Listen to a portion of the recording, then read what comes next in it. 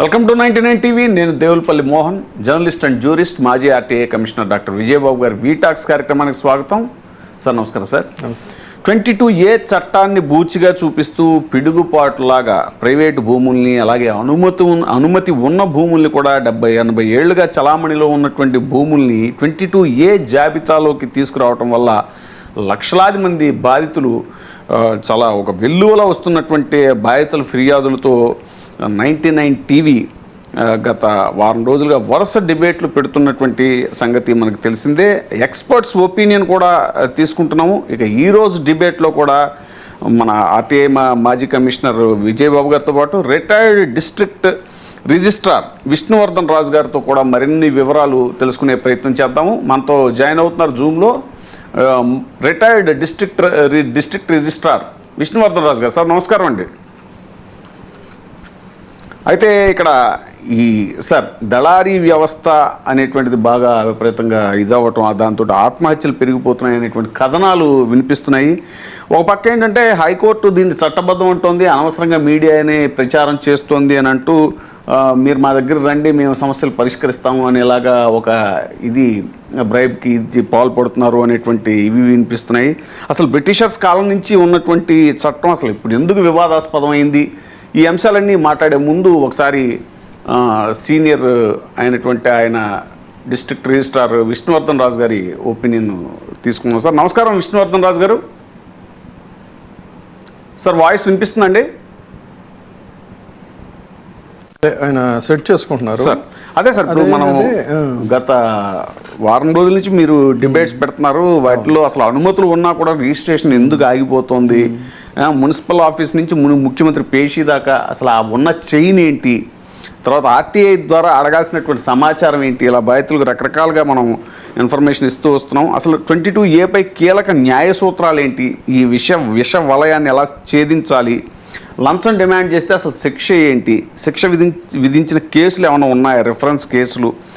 ఇందాక ఈ opening remarks లో చెప్పినట్టు చిరకాలంగా ఉన్నటువంటి ఈ 22A సెక్షను ఒక్కసారి ఒక పిడుగుపాటులాగా ఎందుకు ఉభయ రాష్ట్రాల్లో కూడా, ప్రత్యేకించి ఈ హైదరాబాదు, రంగారెడ్డి, మేడ్చల్, మల్కాజ్గిరి ఇలాంటి ప్రాంతాల్లో లక్షలాది మంది కుటుంబాలు, వందలు కాదు, పదులు కాదు, వందలు కాదు, వేలు కాదు, లక్షల సంఖ్యలో, అదేవిధంగా లక్షల కోట్ల రూపాయలు, వేల కోట్లు కూడా కాదు, ఇదంతా కూడా ఎందుకు ఒక పిడుగుపాటికి గురైనటువంటి పరిస్థితి ఏంటి అని అంటే, నిన్నటి వరకు మీ భూమి మీ సొంతం, నిన్నటి వరకు మీ ప్లాట్ మీ సొంతం, అలాంటిది నిన్నటి వరకు మీ ఫ్లాట్ మీ సొంతం, కానీ ఒక్కసారిగా పిడుగుపాటులాగా ఒక నిషేధిత జాబితాలో చేర్చేసింది ప్రభుత్వం.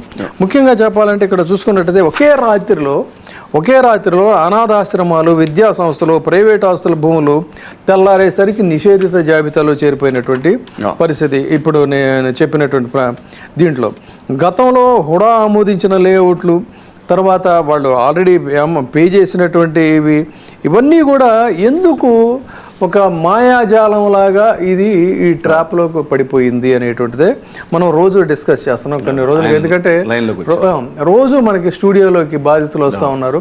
సో మనం ఇవాళ ఈ ఎక్స్పర్ట్స్ ఒపీనియన్ పరంపరలో ఇవాళ మనం వారిని కూడా రిటైర్డ్ డిస్ట్రిక్ట్ రిజిస్ట్రార్ విష్ణువర్ధన్ రాజు గారు. సార్ నమస్కారం. సార్ సార్ వాయిస్ వినిపిస్తుందండి? మీ వాయిస్ మ్యూట్లో ఉందండి. మీ వాయిస్ మ్యూట్లో ఉంది, అన్మ్యూట్ చేసుకోండి. హలో, ఇప్పుడు ఓకే సార్, ఇప్పుడు ఓకే సార్. ఓకే సార్, నమస్కారం. నమస్తే అండి. సార్ బ్రిటిష్ కాలం నుంచి ఉన్నటువంటి ఈ చట్టం ఇప్పుడు సడన్గా ఎందుకు వివాదాస్పదమైంది అనేటువంటిది, ప్రజల సమస్యలు తీర్చాల్సినటువంటి ప్రభుత్వమే ఎందుకు ఈ సమస్యను జటిలం చేస్తోంది? వీటి మీద మీ వివరణ. యాక్చువల్గా ప్రతి చట్టం యొక్క ఉద్దేశము ప్రజా సంక్షేమం ఉంటుంది. చట్టం చేసేటప్పుడు ఇది ప్రజలకు ఉపయోగపడుతుంది, దీనివల్ల ప్రజలకు లాభం ఉంటుంది, ప్రజలకు కష్ట నష్టాలు లేకుండా ఒక చట్టాన్ని తయారు చేస్తున్నామని ప్రభుత్వం చేస్తుంది. ఈ సెక్షన్ 22A కూడా ఆకోవకు చెందిన చట్టమే ఇది. దీనివల్ల ప్రభుత్వం ఏమి ఆశించింది అంటే, ప్రభుత్వానికి సంబంధించిన 5 రకాల ఆస్తులు పరిరక్షింపబడాలనేది దీని ధ్యేయం.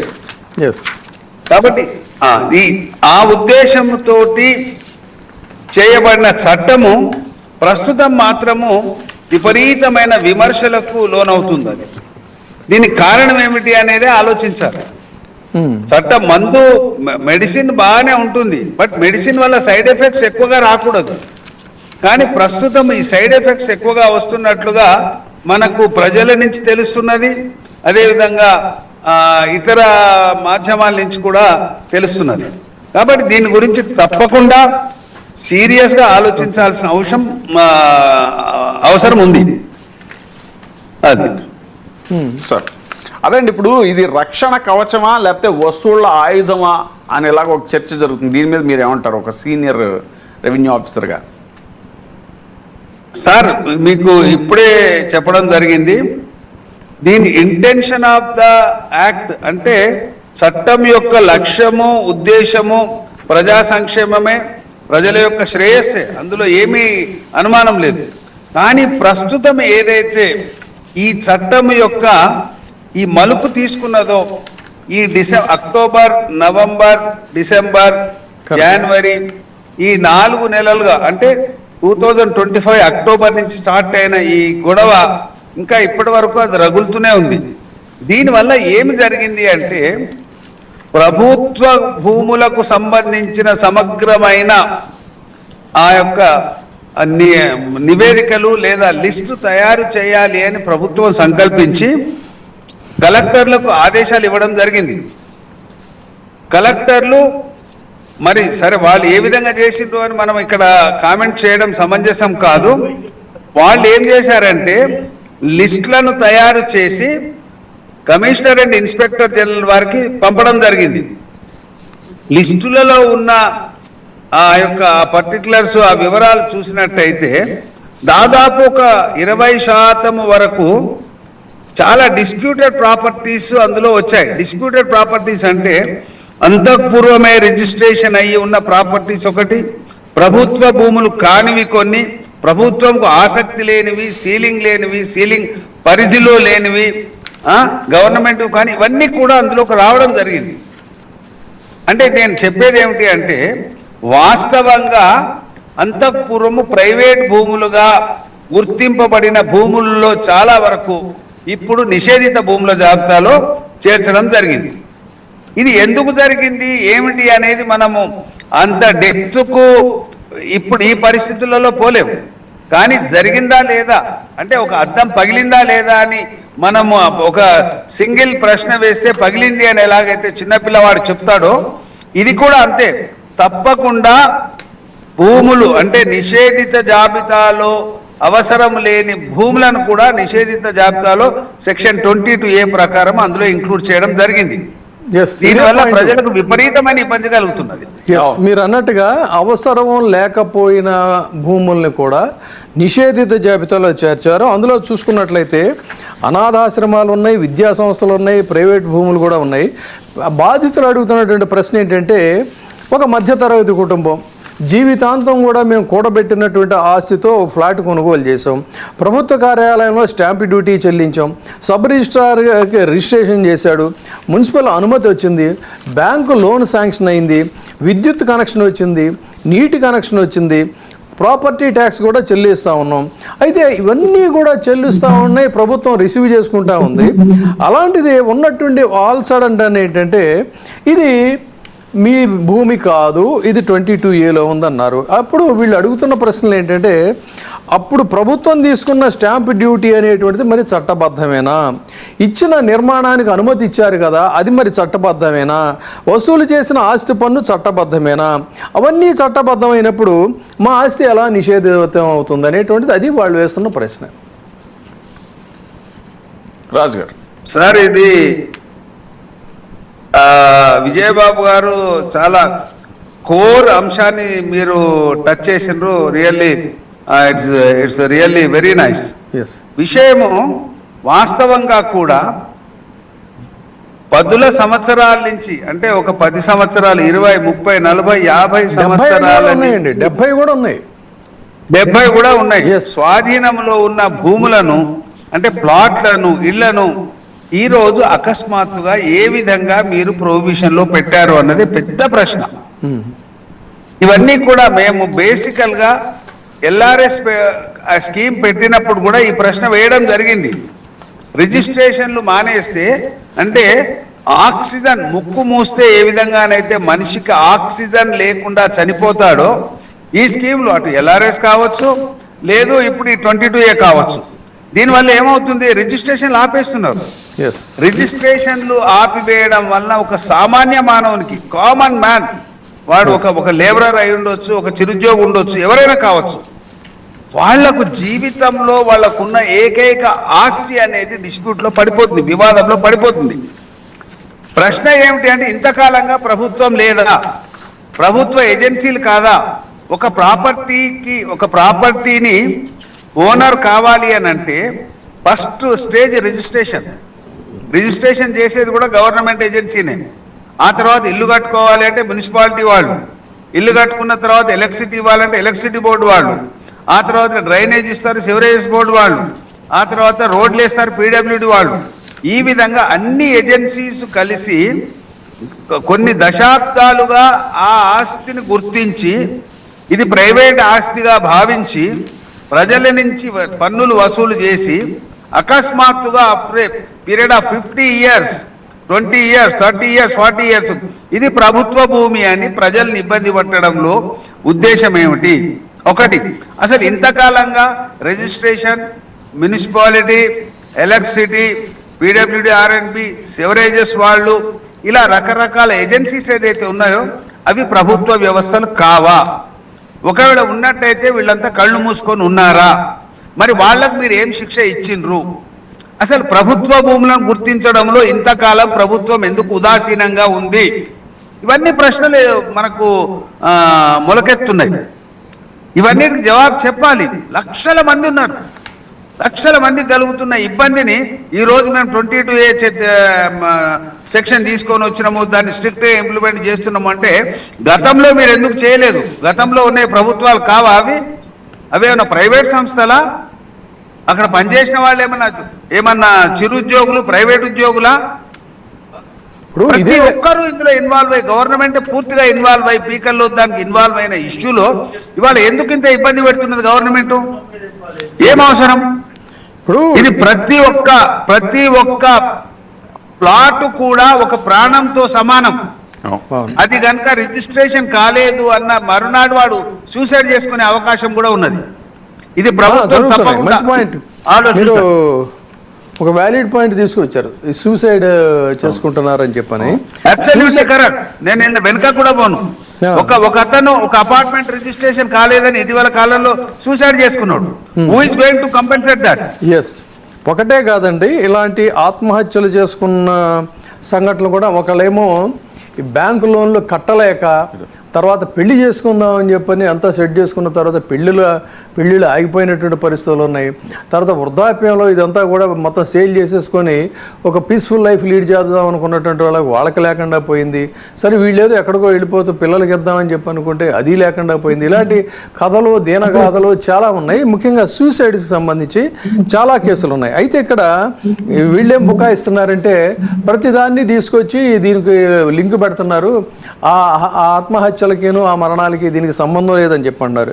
ఇక్కడే నేను కొన్ని విషయాలు చెప్పదలుచుకున్నాను. ఒక జ్యూరిస్ట్గా నేను చెప్పేది ఏంటంటే 22A రిజిస్ట్రేషన్ల సమస్యల కారణంగా ఆత్మహత్యలు కనుక జరిగాయని చెప్పాలంటే ముందుగా ఎవరైనా సరే దానికి ఖచ్చితంగా వాళ్ళు ఇరుక్కుంటారు. ఫ్రేమ్ చేయాల్సింది ఏంటన్నట్లయితే ముందు FIR, ఆ డయింగ్ డిక్లరేషన్ ఏదన్నా కనుక ఉన్నట్టయితే ఆ డయింగ్ డిక్లరేషన్ జాగ్రత్త పెట్టుకోవాలి.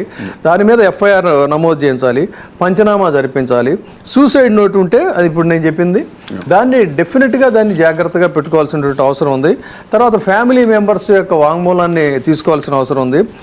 తర్వాత ఏ కారణం మీద అయితే బ్యాంకు రుణాలు చెల్లించలేకో బ్యాంకుల యొక్క వేధింపుల కారణంగానో అయినట్లయితే ఆ బ్యాంకు తీసుకున్న లోను వివరాలన్నిటినీ కూడా సేకరించాలి. రిజిస్ట్రేషన్ వీళ్ళు రిఫ్యూజ్ చేశారు. ఇక్కడ తెలివితేటలు ఏంటంటే ఇక్కడ వారు కూడా ఉన్న వారికి తెలుసు కాబట్టి రిజిస్ట్రేషన్ రిఫ్యూజ్ చేసామనేది వాళ్ళు ఇన్ రైటింగ్లో ఎవరు ఓరల్గా చెప్తారు. కాకపోతే దానికి they have to create the evidence. వాళ్ళు వెళ్ళాం, మేము ఇట్లా వచ్చాము, దాన్ని నో అన్నారని. లేదంటే ఒక ఆర్టీఐ తరఫున వేసినా కూడా దానికి ఏంటంటే వాళ్ళ సమాధానం ఇవ్వకపోయినా అట్లీస్ట్ మనం దాన్ని ఫైల్ చేసిన ఒక డాక్యుమెంట్ మన దగ్గర ఉంటుంది. తర్వాత మధ్యవర్తుల బెదిరింపులు ఉంటాయి. ఇవన్నిటినీ కూడా కనుక వీళ్ళు చేసుకున్నట్లయితే అప్పుడు ఒక స్ట్రాంగ్ ఎవిడెన్స్ ఉంటుంది, డెఫినెట్గా దాని మీద మనం ఫిక్స్ చేయొచ్చు. సో అందుకని తర్వాత అయితే ఇక్కడ ఏంటంటే మీడియా కానీ వీళ్ళు కానీ కూడా ఇక్కడ జాగ్రత్తగా కొన్ని సూత్రాలు పాటించాల్సింది ఏంటంటే ఆత్మహత్య చేసుకున్నటువంటి ఆ వివరాలు, ఆ పద్ధతిని దాన్ని గ్లోరిఫై చేసి చూపించకూడదు, ఆ పిక్చర్స్ని కూడా డైరెక్ట్గా చూపించకూడదు, తర్వాత ఫ్యామిలీ డీటెయిల్స్ని డిస్క్లోజ్ చేయకూడదు. ఇట్లా ప్రతి సమస్యకి కూడా మీరు అక్కడ టీవీ మీరు మ్యూట్లో పెట్టాలి సార్. టీవీ మ్యూట్లో పెట్టండి సార్. సో ఇలాంటివన్నిటినీ కూడా చేయాలి. కాబట్టి ఇక్కడ పాయింట్ ఏంటంటే ఆస్తి విలువ అనేటువంటిది కేవలం డబ్బుతో మాత్రమే మనం క్యాలిక్యులేట్ చేయలేము.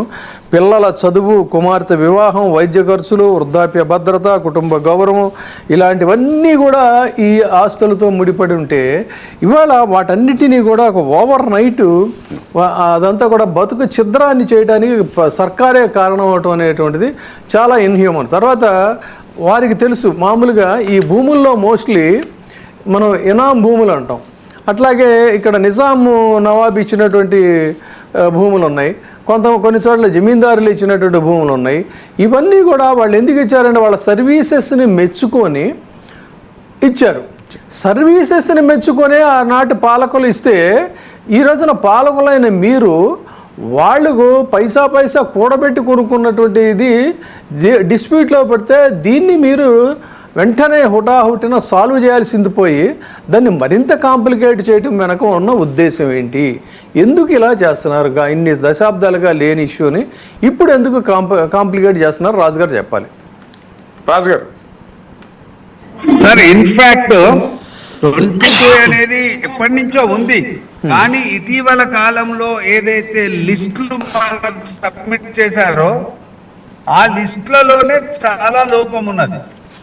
గతంలో కూడా ఉంది, 22 అనేది లేదు అని కాదు, ఉంది. కానీ మొన్న అక్టోబర్, నవంబర్, డిసెంబర్, జనవరిలో ఏదైతే లిస్టులు ఇచ్చారో అందులో అనవసరమైన భూములన్నింటినీ కూడా ఇంక్లూడ్ చేయడం జరిగింది. అది దాంతో పెద్ద సమస్య వచ్చింది. ముఖ్యంగా ఎవరన్నా గవర్నమెంట్ ఒక ల్యాండ్ తీసుకోవాలంటే ఎక్స్ప్రెషన్ ఆఫ్ ఇంట్రెస్ట్ అని ఉంటుంది. ఆ విధంగా ఎక్స్ప్రెషన్ ఆఫ్ ఇంట్రెస్ట్ అంటే అది తీసుకున్నట్టు కాదు, మాకు కావాలి అని చెప్పినట్లుగా. అలాంటి భూములను కూడా 22లో ఇంక్లూడ్ చేయడం జరిగింది. సో ప్రాబ్లం ఎక్కడ వచ్చింది అని అంటే ఈ విధంగా చేయడం వల్ల ఎన్నో వేల లక్షలాది మంది ప్రజలకు ఇబ్బంది అవుతున్నది. రిజిస్ట్రేషన్ కాకుండా సూసైడ్ చేసుకుంటున్నారా లేదా, that's a different thing. Suicide చేసుకోనంత మాత్రాన వాళ్ళకి ఇబ్బంది లేదు అని కాదు, చాలా మంది ఇబ్బందులు మీరు అన్నట్టుగా పెళ్లిళ్ళు, చదువులు, ఆరోగ్యము, ఇతరత్ర ఎన్నో ఇష్యూస్ కూడా ఉన్నాయి. కానీ అవన్నీ ప్రభుత్వం దృష్టిలో పెట్టుకోలేదు. ఇక్కడ ఇంకొక యాంగిల్ ఏమిటి అని అంటే ఒకవేళ పొరపాటున గవర్నమెంట్ భూములుగా డిక్లేర్ చేసినా కానీ అది కాదు అని తెలిసినప్పుడు దాన్ని మళ్ళీ తిరగరాసి తీసివేసే యంత్రాంగం లేదు ప్రస్తుతం. ఒకవేళ ఉన్నా కానీ అదంతా సామాన్యమైన విషయం కాదు. రెవెన్యూ శాఖ వారి దగ్గర ఈ విషయాన్ని మనము పరిష్కరించుకోవాల్సిన అవసరం ఉంది. కానీ రెవెన్యూ డిపార్ట్మెంట్ లో ఇది అంత సులభ సాధ్యమైన విషయం విజయబాబు గారు చెప్పాలి. ఎందుకంటే వారు ఆర్టీఏ కమిషనర్ గా వారు వేలాది కేసులను ఎదుర్కొని ఉంటారు. కాబట్టి ఇది అసలు కానే కాదు. We cannot step up in to the revenue office. మెట్లు కూడా ఎక్కలేము, ఎక్కినా మన గొంతు వినేవాడు ఎవరు లేడు అక్కడ, మన బాధ పట్టించుకునేవాడు ఎవరు లేడు, పరిష్కారం కూడా దొరకదు. మీకు ఎగ్జాంపుల్ కావాలి అని అంటే మీరు నెక్స్ట్ ఎపిసోడ్ లో పెట్టండి. I can get you few cases మీ దృష్టికి తీసుకొని రాగలను. ఎందుకంటే మన దగ్గర ఏమి జరిగింది అని అంటే 1 minute sir, please get 1 minute. చెప్పండి. ఒక సర్వే నెంబర్ లో సార్, ఒక విలేజ్ లో ఒక సర్వే నెంబర్ లో ఒక సపోజ్ అందులో ఒక 10 ఎకరాల ల్యాండ్ ఉన్నప్పుడు ఒక 10 గుంటల ల్యాండ్ ప్రభుత్వానికి సంబంధించినదై ఉన్నప్పటికీ కూడా మొత్తం సర్వే నెంబర్ ను ప్రొవిజన్ లో పెట్టిన ఉదంతాలు కోకొల్లలు. ఇది తప్పు. ఇప్పుడు సర్వే నెంబర్ లో ఎంత ప్రభుత్వ భూమి ఉంటే అంత మాత్రమే దాన్ని ప్రభుత్వ భూమిగా డిక్లేర్ చేసి సెక్షన్ 22A ప్రకారం నోటిఫై చేయాలి. కానీ ఆ విధంగా జరగకుండా ఏ మాత్రము ప్రభుత్వ భూమి కాని భూములను కూడా అందులో ఇంక్లూడ్ చేయడం వల్ల సెక్షన్ 22A పరిధిలోకి తీసుకొని రావడం వల్ల ఇబ్బంది కలిగింది. ఎందుకు ఇలా జరుగుతుందంటారు? ఏంటి దీని వెనక what is the reason behind this? Sir ఇందులో రెండు ఉంటాయి సార్. ఫస్ట్ ఆఫ్ ఆల్ ప్రతిదీ కూడా ప్రభుత్వము ముఖ్యమంత్రి గారికి మంత్రి గారికి మనము బాధ్యతను అంటగట్టలేదు. కింది లెవెల్లో ఇవన్నీ పనులు కూడా ఎగ్జిక్యూటివ్ చేసే పనులు ఇవి. ఇప్పుడు రెవెన్యూ డిపార్ట్మెంట్ అని అంటే రెవెన్యూ డిపార్ట్మెంట్ లో ఒక క్లార్క్ ఉంటాడు, ఒక MRO ఉంటాడు, ఒక RDO ఉంటాడు, ఒక జాయింట్ కలెక్టర్, అడిషనల్ కలెక్టర్, ఇట్లా ఇవన్నీ ఉంటాయి. సో వాళ్ళందరూ జాగ్రత్తగా ఈ లిస్టు తయారు చేసినట్లయితే ఇంత ప్రమాదం ఉండేది కాదు. ఇప్పుడు అజాగ్రత్త అనేది లోయర్ లెవెల్లో జరిగింది. దానివల్ల ఇన్ని రకాలైన ఇబ్బందులు ఎదురవుతున్నాయి. మీరు కాబట్టి అట్లా కాదు రాజు గారు, రెవెన్యూ శాఖలో చాలా సీనియర్ అధికారి మీరు. అక్కడ జరిగే లోపాయకారిగా జరిగే విషయాలన్నీ కూడా మీకు చాలా చాలా తెలుసు. కేవలం అధికారులు బ్యూరోక్రాట్స్ మాత్రమే అంటే ఏంటి, మున్సిపల్ అధికారులు కావచ్చు, తహసీల్దార్ కానీ, లేకపోతే రిజిస్ట్రేషన్ కానీ, కలెక్టర్ కానీ, సబ్ రిజిస్ట్రార్ కానీ, వాళ్ళ స్థాయిలో ఇంత పెద్ద లక్షల సంఖ్యలో ఉన్నటువంటి ఇష్యూని వాళ్ళు మాత్రమే చేయగలరంటారా? అంటే ఇక్కడ జరిగింది ఏమిటంటే సార్, CCLA నుంచి కలెక్టర్లకు ఇన్స్ట్రక్షన్స్ ఇచ్చారు. ఏమని? మీరు ప్రభుత్వ భూముల జాబితాలను తయారు చేసి రిజిస్ట్రేషన్ డిపార్ట్మెంట్ పంపించండి అన్నారు. ఆ విధంగా పంపించే క్రమంలో వీళ్ళు ఒక కన్సాలిడేటెడ్ జిల్లా వారీగా కన్సాలిడేటెడ్ లిస్టును తయారు చేసి పంపడం జరిగింది. సో ఆ విధంగా పంపడం అనేది కలెక్టర్ లెవెల్లో జరిగిన విషయమే కాబట్టి దీని బాధ్యత కలెక్టర్కే ఉంటుంది. అంటే కలెక్టర్ అండ్ వాళ్ళ సబార్డినేట్ ఆఫీసర్స్ యొక్క బాధ్యత ఉంటుంది అన్నది నా అభిప్రాయం. ఇందులో ప్రభుత్వం వారికి, ప్రభుత్వంలో ఉన్న పెద్దలకు ఏమైనా ఉంటుందా ఉండదా అనేది నేను చెప్పలేను. అది ఉండదు అని చెప్పలేను, ఉంటుంది అని కూడా చెప్పలేను. సో సార్ ఇప్పుడు యాక్చువల్గా ఇప్పుడు సరే ప్రభుత్వము అధికారులు వీళ్ళ మధ్య జరుగుతున్న మ్యాటర్ మనం డిస్కస్ చేస్తున్నాం సార్. అసలు కోర్టులు చెప్పినా కూడా ఆ కోర్టు 22A చట్టబద్ధం అని చెప్పింది అని చెప్పేసి కొంతమంది అధికారులు బుకాయించడం, అసలు కోర్టు ఉత్తర్వులు కూడా పట్టించుకోకపోతే దాన్ని ఎలా చూడాలి? అసలు దానికి శిక్ష ఏమన్నా ఉంటుందా?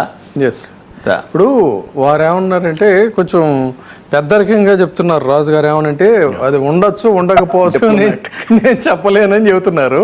అయితే వాస్తవాలు ఏంటనే తెలుసు. ఎందుకంటే ఇది మామూలు సాదాసీదా విషయం కాదు.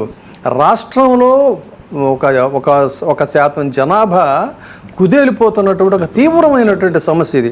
అంటే అలాంటిది కేవలం అధికారులు అంటే ఏంటి, ఇక్కడ మున్సిపల్ అధికారులు, తహసీల్దారు, రెవెన్యూ డివిజనల్ అధికారి, కలెక్టర్, రిజిస్ట్రేషన్ శాఖ, రెవెన్యూ శాఖ, వీళ్ళు మాత్రమే అని కాదు. ఇదంతా కూడా అన్చైన్డ్ లింక్ అని చెప్పని మన దృష్టికి ఒక కేసు వచ్చింది. ఆల్రెడీ మన స్టూడియోకి ఒక కేసు వచ్చింది. రాజుగారు మీరు కూడా జాగ్రత్తగా వినాలి. దీనికి ఆల్రెడీ ప్రైవేట్ ల్యాండ్లో కొంత కన్స్ట్రక్షన్స్ అయిపోయినాయి. కన్స్ట్రక్షన్ మొత్తం అయిపోయింది. కొంతమంది ఆల్రెడీ ఆక్యుపై చేసుకున్నారు. రిమైనింగ్ రిజిస్ట్రేషన్స్ కోసం వెళితే IG దగ్గర నుంచి ఇక మొత్తం వరుస ఈ 5 ఎవరైతే ఉన్నారో ఈ చైన్ లింక్ అంతా కూడా వాళ్ళు నేనెరుగా ఆయన అడుగు, నేనెరుగా ఇంకొక ఆయన అడుగు అన్నట్టుగా తిప్పుతూ ఉంటే చివరికి ఇదంతా కూడా ఫైనల్గా తేలింది ఏంటంటే మంత్రి గారి దాకా వెళ్ళిన అందరూ మంత్రుల దాకా వెళ్ళలేరు అనుకోండి. ఈయన కొంచెం పెద్ద ఆయన కాబట్టి మంత్రి గారి దాకా వెళితే మేము పైన ఇది చేసుకోవాలి, మాకు రేపు 5 రాష్ట్రాలు 4 రాష్ట్రాల ఎలక్షన్లు వస్తున్నాయి కాబట్టి ఇదంతా మీరు ఒక 50 CR 50 కోట్లు మీరు ఇస్తే సరిపోతుంది అన్నారని చెప్పని ఒక కథనం మన దృష్టికి వచ్చిందండి. అంటే ఒక్క చోట ఒక పర్టికులర్ 500 కుటుంబాలకు సంబంధించి ఇది ఇష్యూ అయితే ఈ రాష్ట్రంలో ఇలాంటివి ఎన్ని లక్షల కుటుంబాలు, లక్షలకు సంబంధించింది ఇలాంటివి జరుగుతున్నాయి. ఇది కేవలం అధికారులు మాత్రమే చేస్తారని చెప్తామా? సరే, ఇంకొక పాయింట్ అడిగింది నువ్వు బాగుంది మోహన్. ఇప్పుడు మా మోహన్ అడిగింది కూడా ఏంటంటేనండి, వీళ్ళు ఇప్పుడు నేను చెప్పినటువంటి కేసులో హైకోర్టు నుంచి ఆర్డర్ తెచ్చుకున్నారు. హైకోర్టు కేటగారికల్గా వాళ్ళకి డైరెక్షన్ ఇచ్చింది రిజిస్ట్రేషన్ చేయమంటే కోర్టు ఆర్డర్లు ఏముందిలేండి, కోర్టు ఆర్డర్లు వస్తుంటాయి అని అంటే కోర్టు ఆర్డర్ల పట్ల కూడా వీళ్ళకి ఎంత విధేయత ఉంది, గౌరవం ఉందనేది కూడా ఇక్కడ తెలుస్తున్నటువంటి మాట. సో ఇక్కడ మళ్ళీ వీళ్ళు చాలామంది చెప్తుంది ఏంటంటే, కోర్టు ఆర్డర్ కనుక ఒకవేళ అది చేయకపోతే ఏం చేయాలి అనే దాని మీద కూడా కొంతమంది మనల్ని అడుగుతున్నారు. కోర్టు ఉత్తర్వులు పట్టించుకోకపోతే ఏం చేయాలంటే, ఇది ఇంటెన్షనల్గా, అంటే విత్ మ్యాలఫైడ్ ఇంటెన్షన్ అంటారు. మ్యాలఫైడ్ ఇంటెన్షన్తో కనుక వాళ్ళు దీన్ని డెనై చేసినట్టయితే ఇది సివిల్ కంటెంప్ట్ కిందకు వస్తుంది.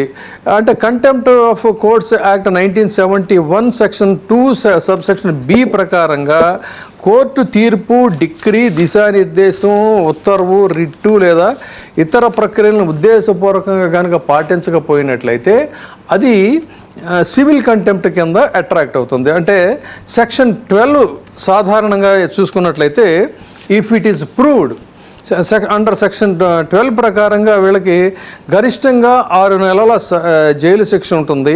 తర్వాత 2000 నుంచి 2 లక్షల వరకు కూడా జరిమానా విధించవచ్చు, లేదా 2 విధించవచ్చు. ఇలాంటివన్నీ ఉంటాయి.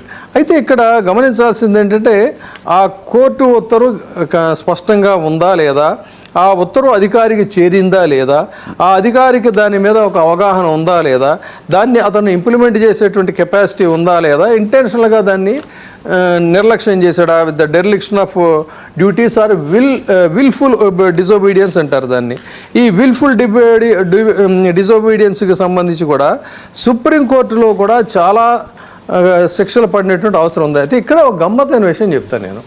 ఇక్కడ మనకు ఎప్పుడో చేసినటువంటి చట్టాలు కదా, ఈ చట్టాల్లో ఇందా నేను చెప్పినట్టుగా ఏంటంటే గరిష్టంగా మహా అయితే ఒక 6 నెలలు జైలు శిక్షను. ఏంటంటే ఒక్క చిన్న కేసు, అంటే ఏదో జూబ్లీ హిల్స్, మన ఫినాన్షియల్ డిస్ట్రిక్ట్ అలాంటి చోట్ల అక్కర్లా, ఎక్కడో ఒక మారుమూల ఒక చిన్న చోట కూడా వీళ్ళు కేసు డీల్ చేస్తే వచ్చేటువంటి అమౌంట్ ఉంటుంది. అది ఆ అమౌంట్తో ఇది సమానం.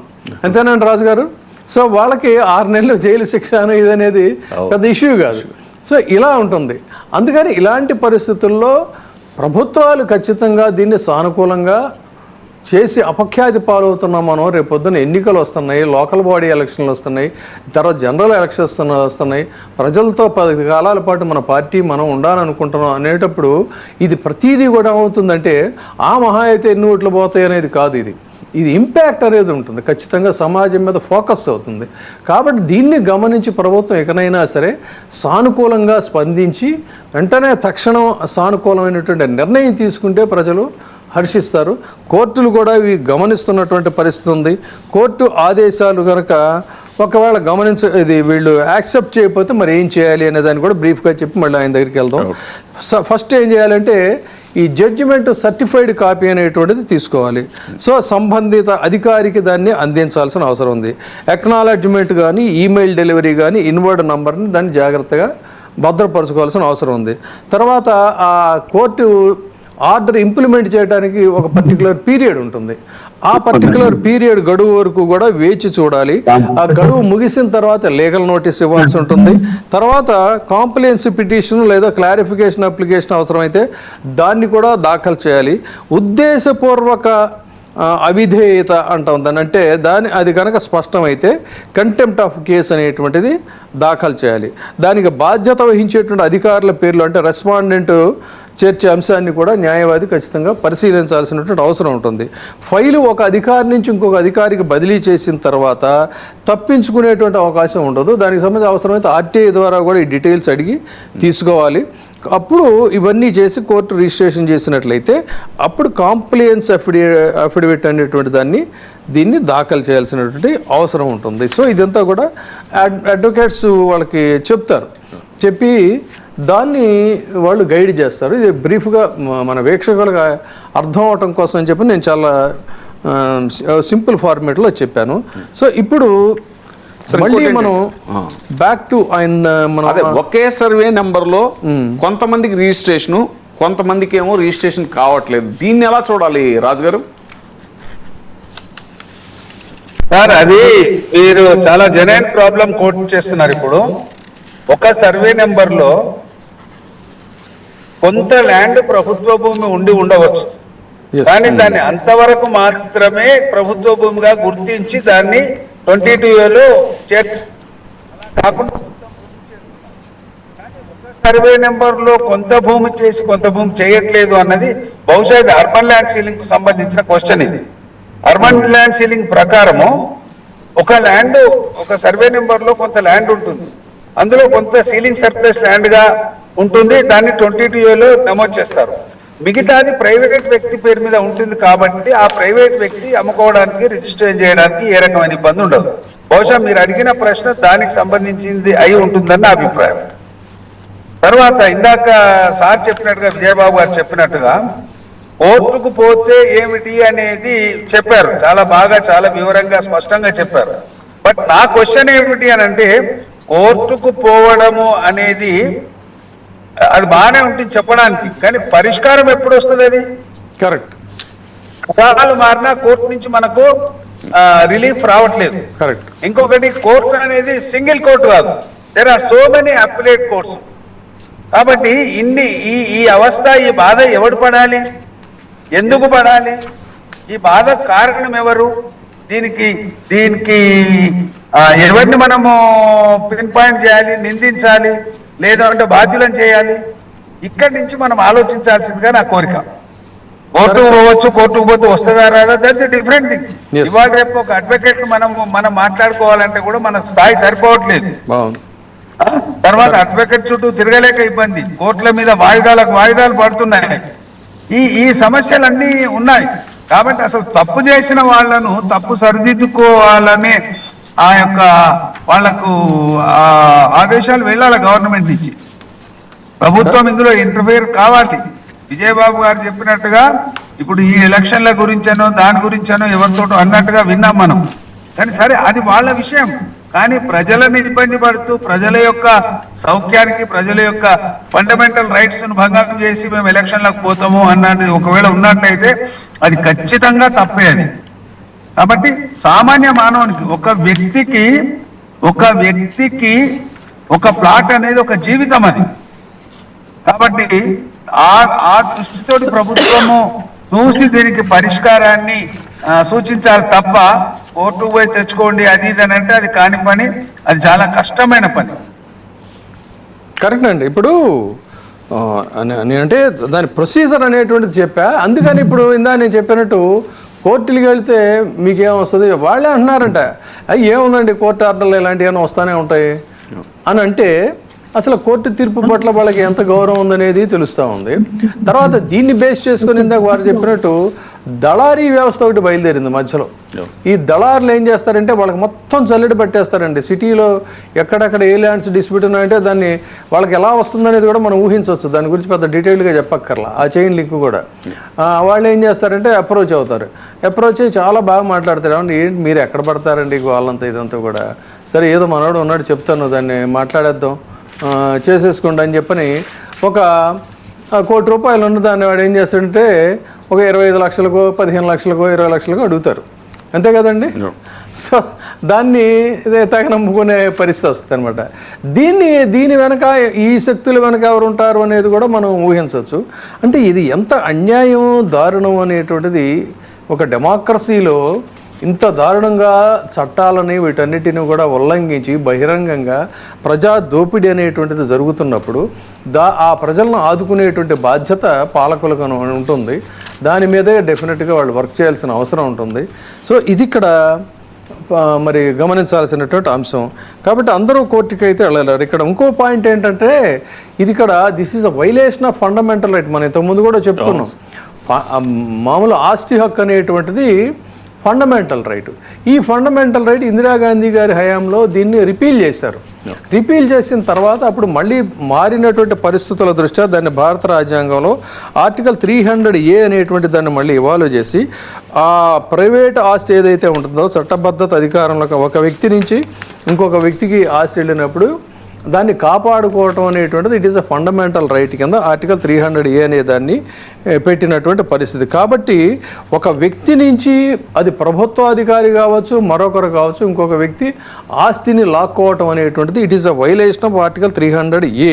కాబట్టి రిజిస్ట్రేషన్ నిలిపివేసినా కూడా, టైటిల్ని రద్దు చేయకపోయినా, అమ్మకం కానీ గిఫ్ట్ కానీ ఈ వారసత్వం అంటే దీనికి సంబంధించి ఆ లావాదేవీలని స్తంభింపజేసి ఆ ఆస్తిని కనుక డిస్టర్బ్ చేసినట్టయితే ఇదంతా కూడా దిస్ అట్రాక్ట్స్ 300A అనేది దాని కింద వస్తుంది.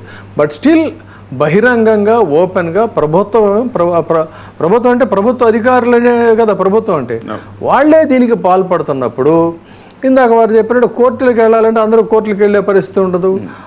కాబట్టి దీన్ని నా రిక్వెస్ట్ ఏంటంటే దీన్ని ఎన్హెచ్ఆర్సీ దీంట్లో జోక్యం చేసుకోవాల్సినటువంటి అవసరం ఉంది. కోర్టులో సైతం ఇన్ని లక్షల మంది విస్తృత ప్రజా ప్రయోజనం ఉంది కాబట్టి దీన్ని సుమోటోగా కనుక కోర్టు తీసుకున్నట్టయితే కొంత చాలా వరకు న్యాయం జరిగే అవకాశం ఉంటుంది. కాదు అన్నట్లయితే we are repeatedly requesting the government on behalf of the sufferers చేస్తే మీరు దీని యొక్క డెన్సిటీ సీరియస్నెస్ని గమనించి ప్రభుత్వం అయినా సరే ఉన్నత స్థాయిలో తక్షణం జోక్యం చేసుకుని దీన్ని మనం పరిష్కరించాల్సిన అవసరం. ఆల్రెడీ మొన్న మనం డిస్కస్ చేసిన పాయింట్ సార్, దీనికి రిలేటెడ్గానే రియల్ ఎస్టేట్ రంగానికి చాలా పెద్ద దెబ్బ. రిజిస్ట్రేషన్లు తగ్గాయి, బయ్యర్స్ వెనక్కి తగ్గుతున్నారు, బ్యాంక్ లోన్స్ నిలిపేస్తున్నారు, ఇన్వెస్టర్స్ భయపడుతున్నారు, బిల్డర్స్ కొత్త ప్రాజెక్ట్స్ చేయడానికి వెనకాడుతున్నారు, ప్రాపర్టీ లిక్విడిటీ దెబ్బతింది, మార్కెట్ కాన్ఫిడెన్స్ తగ్గింది. ఇన్ని ప్రతికూల పరిస్థితులు తర్వాత విదేశీ పెట్టుబడుల మీద కూడా ప్రభావం ఉంటే మరి ప్రభుత్వం ఎందుకు ఈ విషయంలో చొరవ తీసుకోవట్లేదని మీరు భావిస్తున్నారు విష్ణువర్ధన్ రాజు గారు? మీరు చెప్పింది రియల్ ఎస్టేట్ రంగం మీద ఎఫెక్ట్ అవుతున్నది, తర్వాత లిక్విడిటీ ప్రాబ్లము, ఫారిన్ ఇన్వెస్ట్మెంట్స్ ఇవన్నీ అన్నారు. But only one question sir, ఇప్పుడు ఇవన్నీ చాలా పెద్ద విషయాలు మీరు చెప్పింది. నేను ఒక కామన్ మ్యాన్ దృష్టిలో పెట్టుకొని అడుగుతున్నా. ప్రభుత్వానికి సంబంధించిన ఒక 6 డిపార్ట్మెంట్లు ఆమోదించిన ఒక ఆస్తిని ఈ రోజు ఆల్ ఆఫ్ ఏ సడన్ గా ఇది ప్రభుత్వ భూమి అని అన్నప్పుడు దానికి పరిష్కారం ఏమి కావాలి అని నన్ను అడిగినట్లయితే నేను ఒకే ఒక సమాధానం చెప్తున్నాను. ప్రభుత్వము అలాంటి ఆస్తులన్నిటినీ కూడా రెగ్యులరైజ్ చేసి వితౌట్ చార్జింగ్ ఏ సింగిల్ పై ₹1 కూడా వసూలు చేయకుండా రెగ్యులరైజ్ చేసి వాళ్ళకి టైటిల్ ఇవ్వాలి. ఎందుకంటే ఇది ప్రభుత్వం చేసిన తప్పిది, ప్రభుత్వం తరఫున జరిగిన తప్పిది. కాబట్టి ప్రభుత్వం చేసిన తప్పుకు శిక్ష ఒక వ్యక్తికి పడడానికి వీల్లేదు. ఇక్కడ ప్రభుత్వం ఎంత ఖచ్చితంగా ఉంటుందంటే, మనము డ్రైవింగ్ లైసెన్స్ వెంట పెట్టుకొని పోనట్టయితే పోలీసు వాళ్ళు పట్టుకొని మనకు అప్పటికప్పుడు చాలా నేస్తున్నారు. ట్రాఫిక్ వైలేషన్ చేస్తే చాలా నేసి మనల్ని శిక్షిస్తున్నారు. మరి మనకు ప్రాణ సమానమైన ఒక జీవితాంతము కష్టపడి సంపాదించుకున్న ఒక ఆస్తి ఈ రోజు మీ ఆస్తి కాదు అని అన్నప్పుడు ఆ వ్యక్తికి కలుగుతున్న బాధ ఎంత పెద్దది అనేది ఊహించాలి. రెండో విషయం ఏంటి అంటే, ఆ బాధను నివారించడానికి ప్రభుత్వం తరఫున ఏమి చేయాలి అన్నది కూడా ఆలోచించాలి. మూడో విషయం ఏమిటి అంటే, ప్రభుత్వం వల్ల జరిగిన తప్పు కాబట్టి తప్పకుండా ప్రభుత్వం బాధ్యత వహించి బాధితులకు టైటిల్ అందజేయాల్సిన ఆవశ్యకత అవసరం ఉంది. ఇది ఎన్హెచ్ఆర్సీ పోతా, సుప్రీంకోర్టు ఏదైనా సుమోటోగా తీసుకుంటుందా?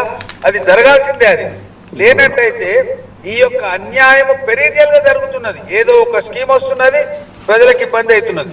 ఒకప్పుడు ఎల్ఆర్ఎస్ వచ్చింది, ఎల్ఆర్ఎస్ ప్రకారం కూడా మీరు అప్రూవల్ లేఅవుట్ కాదు కాబట్టి ఇది రిజిస్ట్రేషన్ ఆపేయండి అని చెప్పారు. అసలు ఆ లేఅవుట్ అయ్యేటప్పుడు ఉన్న ప్రభుత్వం కళ్ళు మూసుకున్నదా? అప్పుడున్న అధికారులు లేరా? ఎమ్మెల్యేలు లేరా? ఎంపీలు లేరా? మంత్రులు లేరా? యంత్రాంగం అంతా నిద్రపోయిందా, చచ్చిపోయిందా? ప్లాట్లన్నీ చేసి అమ్ముడు పోయిన తర్వాత ఇప్పుడు వచ్చి తప్పు అని అంటే దొంగలు పడ్డ 6 ఏళ్ళకు కాదు 60 ఏళ్ళకు కుక్కలు మురిగినట్టు అనిపిస్తున్నది. ఇది చాలా దారుణం. ప్రభుత్వం ఈ రకమైన చర్యలు చేయకూడదు. ప్రభుత్వం తరఫున ఈ విధంగా అన్యాయం జరగకూడదు. ప్రజలకు ఖచ్చితంగా ముందు జాగ్రత్తతో వ్యవహరించి తప్పులు జరగకుండా చూడాలి. కానీ మీరు తప్పులు చేయండి మేము మిమ్మల్ని శిక్షిస్తాము అనే విధంగా ప్రభుత్వం ఉండడానికి వీల్లేదు. ఇది కేవలం ప్రభుత్వం తరఫున జరిగిన తప్పు కాబట్టి ప్రభుత్వమే దీన్ని సరిదిద్దాలి. కామన్ మ్యాన్ మీద ఒక్క నయా పైసా భారం కూడా పడకుండా సరిదిద్దాల్సిన అవసరం ఉన్నదని నేను విన్నవిస్తున్నాను. మరి ప్రభుత్వాలు ఎడమెంట్గా ఇప్పుడు వాళ్ళకి తెలుసండి జరుగుతున్న తంతంతగా. ఇప్పుడు చాలా మనబోటి మీడియా, సామాజిక బాధ్యత ఉన్నటువంటి మీడియాలో అటు ప్రసార మాధ్యమాల్లో కావచ్చు, ప్రింట్ మీడియాలో కావచ్చు చాలా కథనాలు వస్తున్నా కూడా ఎక్కడ పట్టించుకున్న ఇదేం లేదు. కాకపోతే వేగ్గా ప్రకటనలు అయితే ఇస్తున్నారు. అసలు అంగుళం భూమి కూడా మేమేం ఆక్రమించుకోలేదు. కానీ పైగా కలెక్టర్లు కూడా ఆదేశాలు అది ఇచ్చారు. కానీ ప్రకటనలకి వాస్తవాలకి మీరు వాస్తవాలను కప్పిపోచి చేసినట్లయితే అంతిమంగా అది ప్రభుత్వ ఇమేజే డ్యామేజ్ అవుతుంది. నేను అనేది మళ్ళీ విత్ కన్సర్న్, అట్మోస్ట్ కన్సర్న్ చెప్తున్నా. రేపు సమీప భవిష్యత్తులో లోకల్ బాడీ ఎలక్షన్స్ ఉన్నాయి. ఇంతమంది సఫరర్స్ కనుక ఉంటే ఎలా మీరు దాన్ని ఇదవుతారు? ఇది ఇక్కడ. కాబట్టి దీనికి అసలు మీరు ప్రభుత్వాలు ఎడమెంట్గా ఉంటే ఏం చేయాలంటారు? పరిష్కారం ఏంటి చెప్పండి సార్. అసలు ప్రభుత్వాలు ఎడమెంట్గా ఎందుకు, ఎలక్షన్ దృష్టిలో పెట్టుకొని మనం ఎందుకు మాట్లాడాలి? ప్రజల దృష్టిలో పెట్టుకొని మాట్లాడాలి. నిస్సహాయ స్థితిలో ఒక ఎమ్మెల్యే ఉంటాడు, పోతాడు. కానీ లక్షలాది కోట్లాది మంది ప్రజలకు కలుగుతున్న బాధగా సార్ ఇది. కాబట్టి ప్రభుత్వం యొక్క దృష్టి ఎప్పుడు కూడా ప్రజల యొక్క సంక్షేమం, ప్రజలు కలుగుతున్న ఇబ్బంది గురించే ఉండాలి. అంతే తప్ప రేపు వచ్చే ఎలక్షన్స్ కి ఎట్లా అన్న విషయము అది నా ఉద్దేశంలో అయితే అప్రస్తుతం. వాళ్ళు ఎలక్షన్లకు పోతారో పోరో, పోయినా వాళ్ళ పరిస్థితి ఏందో మనకన్నా అవసరం. కానీ ఈ రోజు నాకు ఆత్మహత్య చేసుకునేంత పెద్ద సమస్య వచ్చినప్పుడు తీర్చాల్సిన బాధ్యత ఎవరి మీద ఉన్నది? అది పూర్తిగా ప్రభుత్వం మీదనే ఉన్నది. కాబట్టి ఇదంతా ఒక సమగ్రంగా ఇప్పుడు జరిగిన ఏదైతే ఈ గొడవ జరుగుతున్నదో దీన్ని ప్రభుత్వము ఒక వార్ ఫుటింగ్ బేసిస్ మీద టేకప్ చేసి దీనికి ఒక ప్రత్యేక యంత్రాంగాన్ని ఏర్పరిచి జిల్లా వారీగా, తాలూకా వారీగా, మండల వారీగా ఈ యొక్క లిస్టులను వడబోసి ఖచ్చితంగా ఇది ప్రభుత్వ భూమి, ఇది కాదు అని నిర్ణయించి ఇవ్వాల్సిందే. లేనట్టయితే ప్రజలలో విపరీతమైన అశాంతి ఏర్పడుతుంది. దానివల్ల రకరకాలైన సమస్యలు ప్రజలు ఎదుర్కొంటారు, ప్రభుత్వం కూడా ఎదుర్కొనే ప్రమాదం ఉన్నది. ఎస్, అశాంతి అంటే ఇప్పుడు జాతీయ స్థాయిలో కూడా యువతలో ఒక అశాంతి అనేటువంటిది మొదలైంది.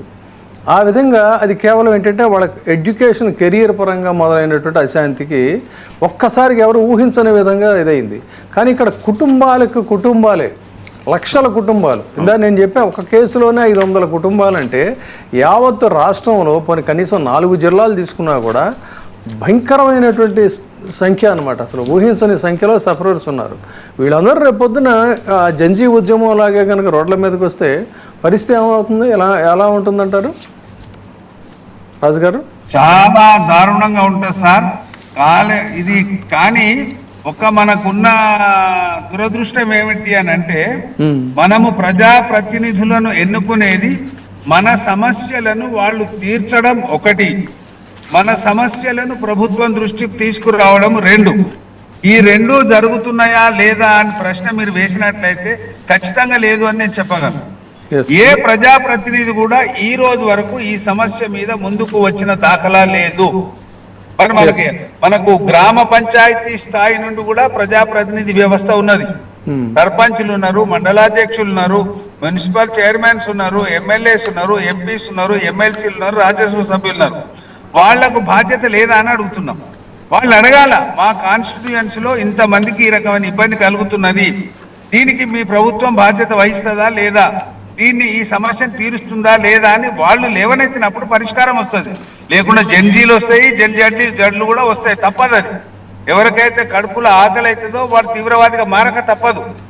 కాబట్టి ఆ విధమైన పరిస్థితి రాకముందే ప్రభుత్వం జాగ్రత్త పడాల్సిన అవసరం ఉన్నది. కాబట్టి ఇది ఒక్కరికి ఇబ్బంది కలిగిందా, వేల మంది కాను కదా, ఒక్కరికి కలిగినా ప్రభుత్వం తీర్చాలి. తీర్చకపోతే మరి ప్రభుత్వం ఉండి ఏం లాభం అని అడుగుతున్నారు ప్రజలు. ప్రభుత్వం సృష్టించిన సమస్యకు ప్రభుత్వమే పరిష్కారాన్ని కలిగించాలి కానీ కోర్టులకు వెళ్ళమని, లేకుంటే ఇంకా national human rights commission, state human rights commission, ఆ కమిషన్ అంటే సామాన్య మానవుడు అయ్యే పని కాదు ఇది. సామాన్య మానవుడు తన ఇంటి నుంచి బయటకు అడుగు పెట్టాలంటేనే ఎంతో కష్టమైన రోజులు ఇవి. ఇక కోర్టుల చుట్టూ వెళ్ళడము, పరిష్కారాల గురించి వెతుక్కోవడం అనేది కష్టం. మీరు ఇందాక ఒక మాట చాలా బాగా చెప్పారు విజయబాబు గారు, ఇక్కడ మాఫియాలు ఉన్నాయి. మాఫియాలు ఏమైనా భూములు ఈ విధంగా డిస్ప్యూటెడ్ గా ఉన్నట్టయితే, ఆర్టిఫిషియల్ డిస్ప్యూట్ క్రియేట్ అయినట్టయితే గద్దల్లాగా వాలి రూపాయి విలువ గల స్థలాన్ని 10 పైసలకు 20 పైసలకు పావలాకు అడిగి వాళ్ళు సెటిల్ చేసుకుంటున్న ఉదంతాలు కోకొల్లలున్నాయి. ఇది అందరికీ కనిపించేది, అందరి అనుభవంలోకి వచ్చేదే ఇది. కాబట్టి ఇది కూడా, ఈ యాంగిల్ కూడా మనం కాదనిలేము. కరెక్ట్. మీరు అన్నట్టుగా ఇప్పుడు మనము టీవీ ఛానల్ ద్వారా ఈ విషయం మాట్లాడడం సమంజసమో అసమంజసమో కానీ ప్రస్తుతము కొన్ని ప్రొహిబిటరీ ప్రాపర్టీస్ గురించి మేము క్లియర్ చేపిస్తాము ఎస్ అని కొన్ని బృందాలు బయలుదేరి కూడా కర్ణాకర్ణిగా చాలా పెద్ద స్థాయిలో జరుగుతుందండి అంటే దీని అర్థం ఏమిటి అని అంటే మాఫియాలు ఇంటర్ఫేర్ అయినాయి అని అర్థమవుతున్నది. కరెక్ట్. చూద్దాం సో సార్. ఇది ప్రభుత్వం తప్పకుండా వాళ్లకున్న ఇంటెలిజెన్స్ వర్గాల ద్వారా అసర్టైన్ చేసుకొని ఈ విధమైన నష్టం జరగకుండా కూడా చూడాలి. Yes. నేను చూద్దాం. రూపాయి వస్తువులు పావులాకు అమ్ముకునే గతికి మేము రాకూడదు. Correct. ఒక కామన్ మ్యాన్ ఎప్పుడు ఆ మీరు విధంగా నష్టపోకూడదు. విష్ణువర్ధన్ రాజు గారు, మీరు చేసిన సూచనలు Yes, sir. ప్రభుత్వం ఎంతవరకు పరిగణలోకి తీసుకుంటుందో వేచి చూద్దాం. Thank you very much. మీరు జూమ్లో జాయిన్ అయినందుకు థ్యాంక్ యూ అండి. Thank you very much. ఇప్పుడు ఒక షార్ట్ బ్రేక్.